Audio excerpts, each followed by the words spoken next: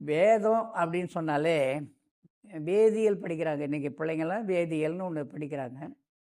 வேதியியல்னா என்ன? ஒரு ரசாயனத்தோட இன்னொரு உள்ளது. அது நம்முடைய உடலுக்குள்ளே இருக்கின்ற இடம் எது? அந்த அணுவை பார்க்கின்ற பொழுது, இந்த உலகமே நாமாவும், நாம் தான் உலகமாகவும் இருப்போம். இந்த பூமியை பற்றி அல்ல, எத்தனை பூமிகள் இருக்கோ அத்தனை பற்றி.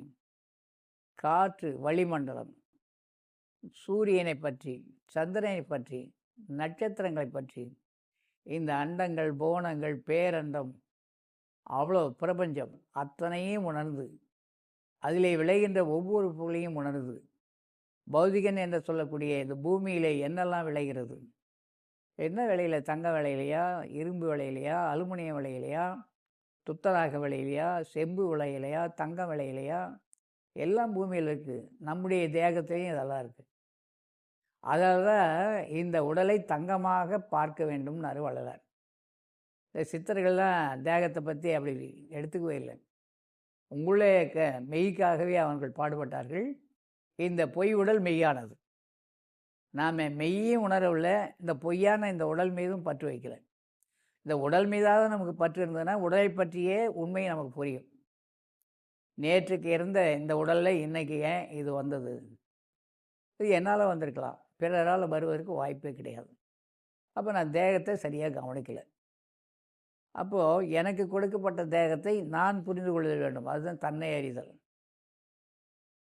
உன்னை அறிந்தால், நீ உன்னை அறிந்தால் உலகத்தில் போராடலாம். அது நல்ல பாடல்.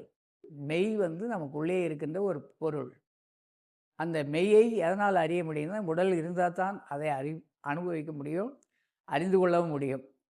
அதனால தான் சொன்னார், உடம்பாரழியின் உயிரார் அழிவர், திடம்பட மெய்ஞானம் சேரவும் மாட்டார், அஞ்ஞானம் சேரவும் மாட்டார். அஞ்ஞானம் சேரதுக்கு ஒன்றும் முயற்சியே வேணாம், சும்மா உட்காண்டிருந்தாலே போகிறோம், அஞ்ஞானி தான். உடம்பை வளர்க்கும் உபாயம் அறிந்தேன், உடம்பை வளர்த்தேன், உயிர் வளர்த்தேனே. அப்போது மெய்ஞானத்தால் உயிரை வளர்க்க தெரிய வேண்டும். உடம்பு வளர்க்க தெரியல, உயிர் வளர்க்குறது எப்படி? உயிர் எதனால் ஆனது?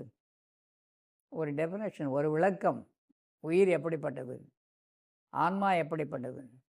அதனுடைய தரத்தையும் அதனுடைய புகழையும் ஒத்த கருத்துடைய ஒன்றாக சேர்ந்து விசாரணை செய்யுங்கள்.